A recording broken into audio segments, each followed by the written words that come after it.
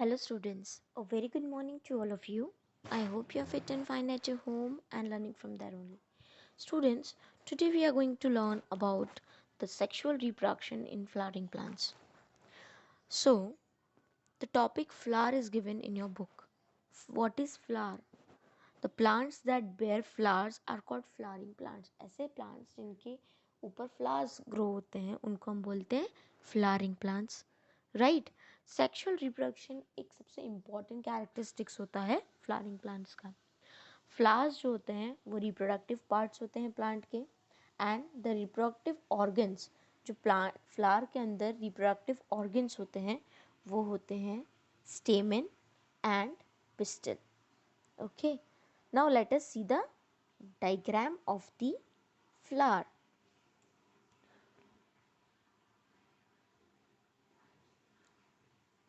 Okay, stamen. First of all, what is stamen?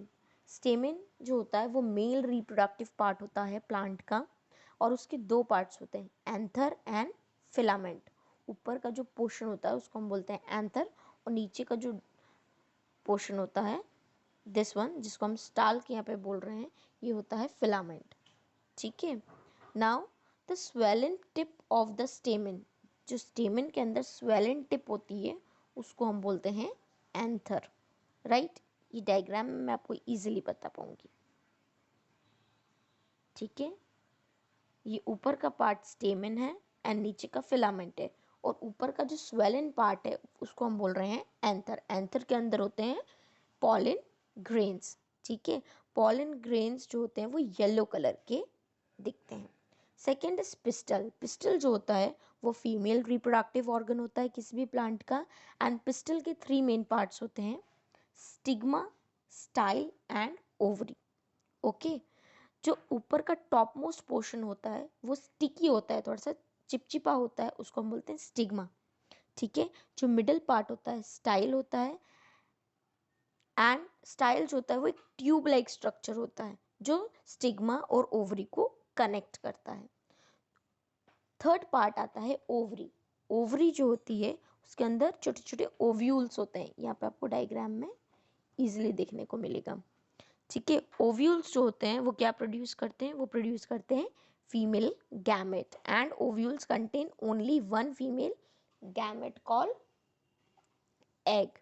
ठीक है. Ovules के अंदर सिर्फ एक फीमेल गैमेट होता है जिसको हम बोलते हैं एग.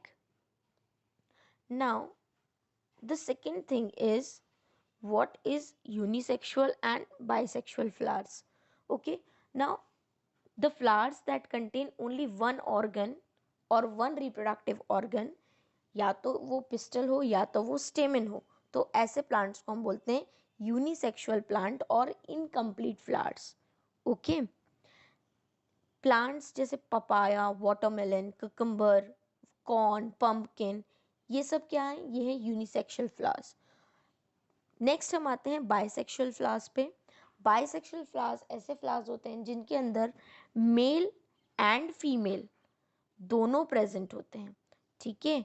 उनको हम बोलते हैं bisexual flowers. The flowers that contain both reproductive organs, pistil as well as stamen. Pistil भी प्रेजेंट है एंड स्टेमन भी प्रेजेंट है.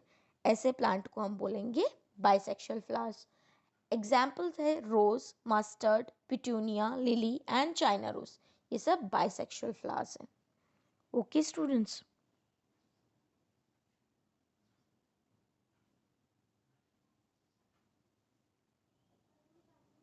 Okay, the next thing which we are going to learn is the mechanism of sexual reproduction. See, sexual reproduction in plants involve some steps or some points. First is pollination, fertilization, formation of seed and fruit, germination of seed. सबसे पहले pollination होगा. pollination होने के बाद fertilization होगा. After fertilization seed या fruit का formation होगा और उसके बाद क्या होगा? उन्हीं वही सीड्स जो होते हैं वो जर्मिनेट होंगे और न्यू प्लांट्स फॉर्म होंगे. So the first thing is pollination.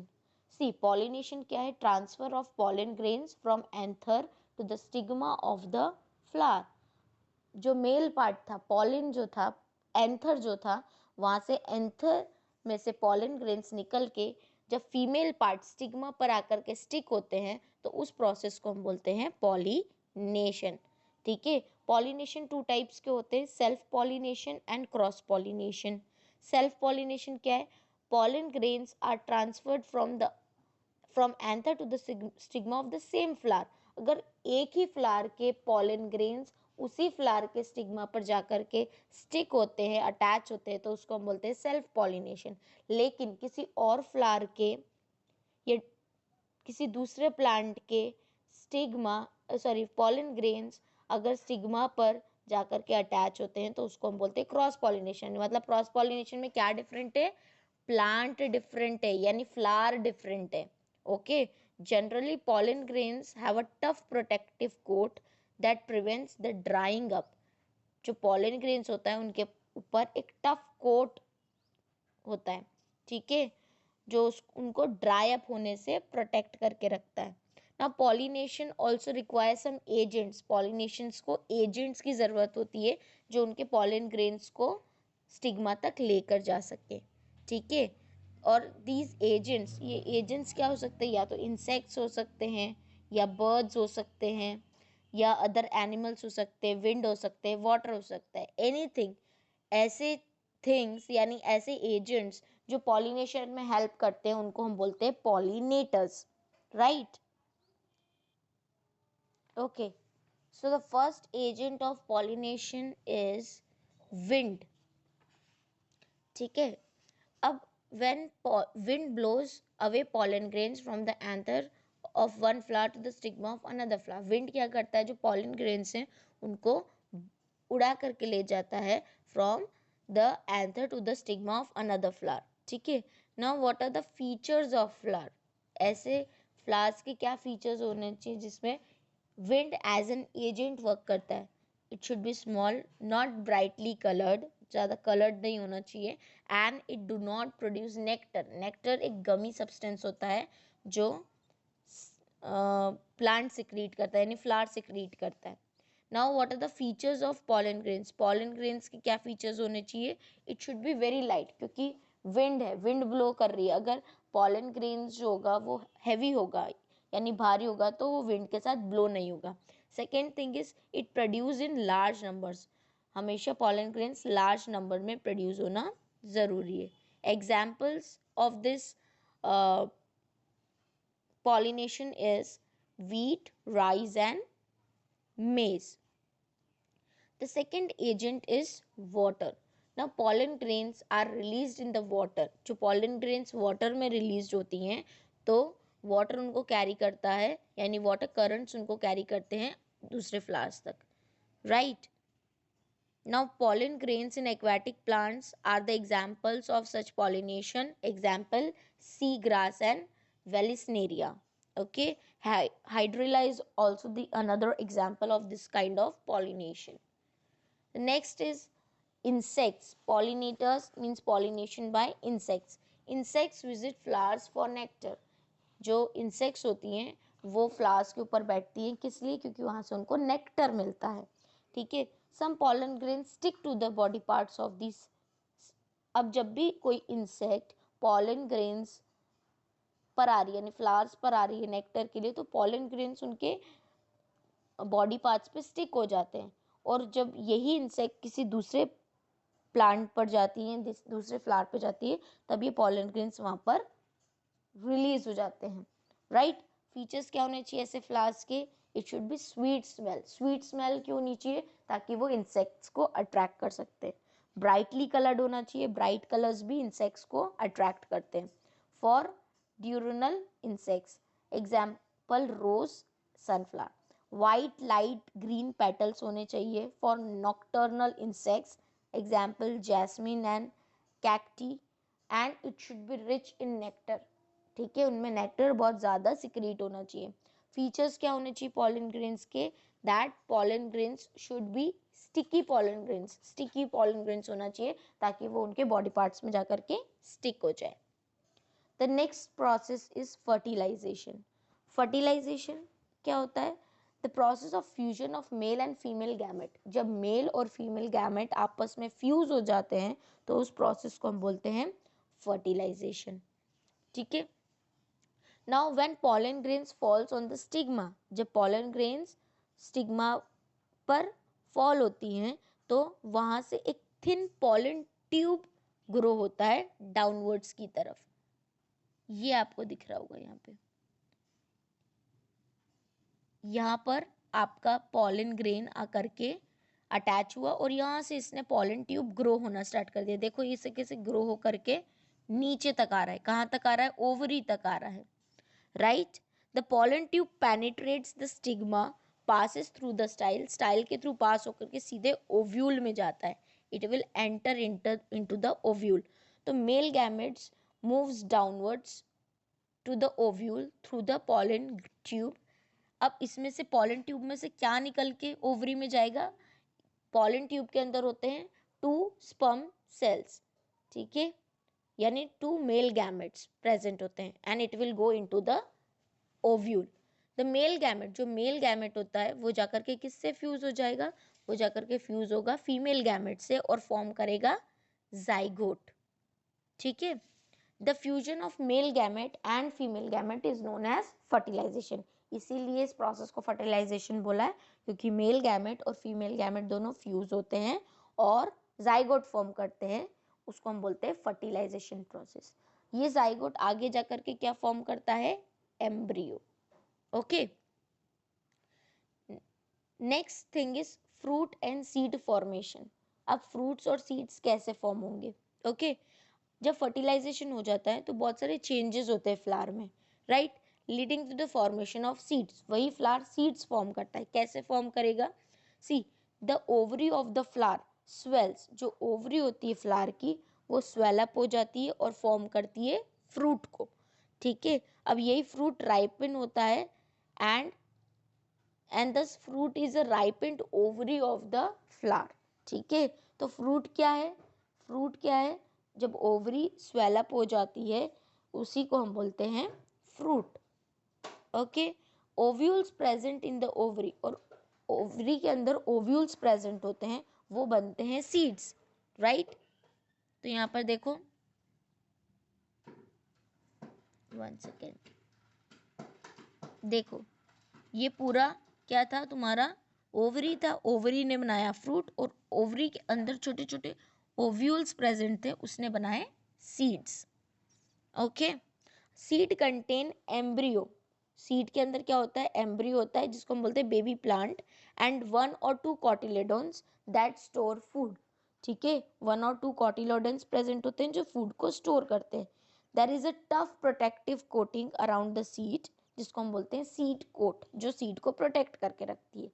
Third, the other parts of the flower, जैसे स्टेमन हुआ, स्टाइल हुआ, स्टिग्मा हुआ, ये सब ड्राई ऑफ हो जाते हैं और फॉल हो जाते हैं। Okay. So the place of the plant where we had flower originally, we now have fruit. ठीक है। इसलिए प्लांट पे जहाँ पे फ्लावर था वहीं से क्या फॉर्म हो गया? फ्रूट फॉर्म हो गया। और फ्रूट ने क्या प्रोटेक्ट कर लिया? सीड को प्रोटेक्ट कर लिया। नाउ सम फ्रूट्स जो होते हैं वो बहुत सॉफ्ट होते हैं, फ्लैशी होते हैं, स्वीट होते हैं, जूसी होते हैं, जैसे एप्पल, मैंगो, ऑरेंजेस। ठीक है। बट कुछ फ्रूट्स ऐसे भी होते हैं जो थोड़े हार्ड होते हैं, वुडी होते हैं, जैसे आलमंड हुआ, वॉलनट्स हुए। Okay. Now the next process is dispersal of seed. The process by which seed or fruits are scattered is called dispersal. ठीक है।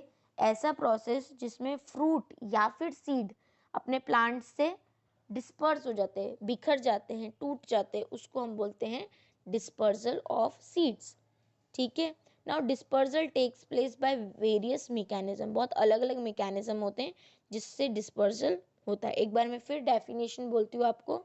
डिस्पर्सल ऑफ सीड्स क्या है? The scattering of seeds over large area away from the mother plant. For example, एक mango का tree है, उस पे से बहुत सारे मैंगोज गिर गए, तो वो क्या हुआ? Dispersal of seed. ठीक है। नाउ एडवांटेजेस क्या है डिस्पर्सल ऑफ सीड के, वो हम देखते हैं। It prevents over crowding of plants in an area. उसकी वजह से ओवर क्राउडिंग नहीं होती है किसी भी पर्टिकुलर एरिया में उस प्लांट की, क्योंकि वो हमेशा दूर जाकर के गिरते हैं. Second, it prevents the competition for water, minerals, and sunlight among the same kind of plants. Third is it helps the plants to grow at new places. Right? Now let us study how types of seeds are dispersed. कैसे disperse होते हैं. First is dispersal of seeds and fruits by wind. ठीक है, wind से कैसे disperse होते हैं. कुछ सीड्स जो होते हैं वो डेवलप होते हैं under adaptive conditions that helps them to disperse by wind. जैसे example seeds of drumsticks plant जो होता है या मैपल प्लांट जो होता है, उसके सीड्स जो होते हैं उनके विंग्स होते हैं, have wings attach to them. उनके विंग्स होते हैं, so they can disperse by wind. वो विंड के थ्रू डिस्पर्स हो सकते हैं. Seeds of calotropis, dandelion and madder, cotton and fruits of sunflowers, उनके हेयर्स प्रेजेंट होते हैं जो डिस्पर्स करने में उनको हेल्प करते हैं. Third is grasses, orchids and begonia have very small और लाइट वेट सीड्स. जो ग्रासेस होते हैं, ऑर्किड्स होते हैं या बेगोनिया होते हैं, उनके बहुत सीड्स जो होते हैं वो लाइट वेट होते हैं, तो they can easily blown with the wind. Second is dispersal of seeds and fruits by water के थ्रू कैसे. ठीक है, कुछ सीड्स में फ्लोटिंग एबिलिटी होती है, वो फ्लोट कर सकते हैं, जैसे इन द फॉर्म ऑफ स्पॉन्जी और फाइब्रस आउटर कोट. एग्जाम्पल्स में देती हूँ. कोकोनट फ्रूट्स जो होते हैं उनके थिक और फाइब्रस आउटर कोटिंग होती है जो उनको फ्लोट करने में हेल्प करती है वाटर में.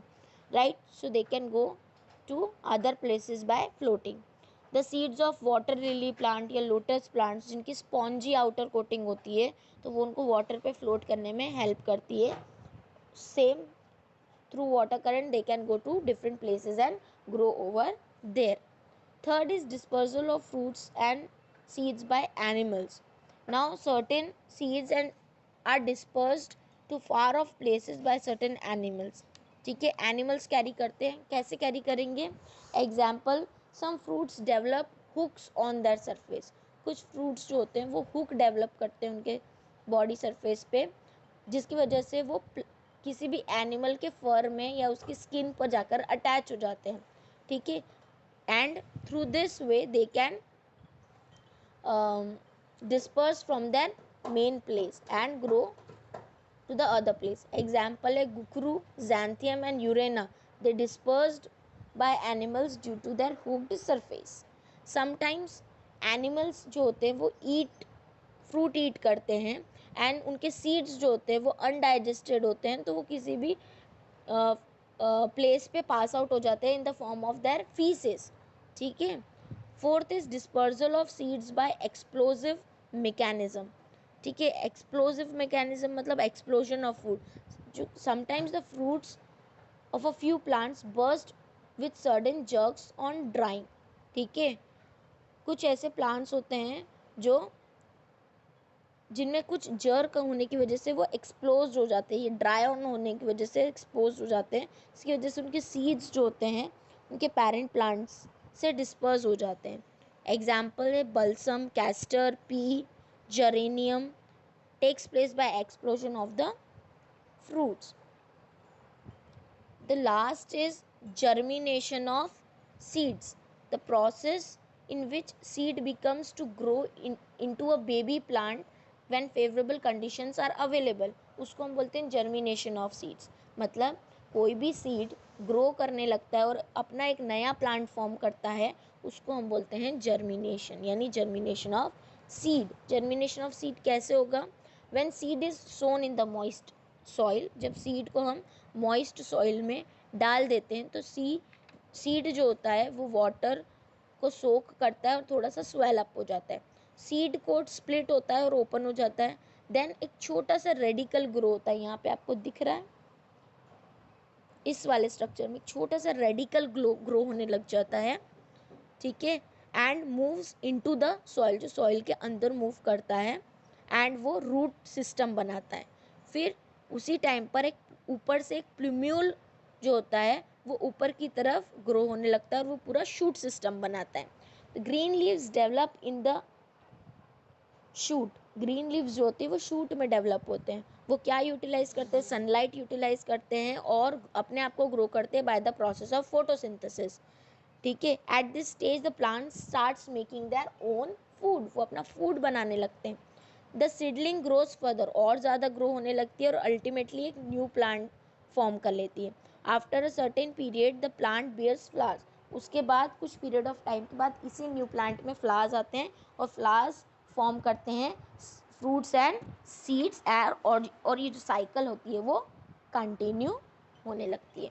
तो students, this is all about your chapter.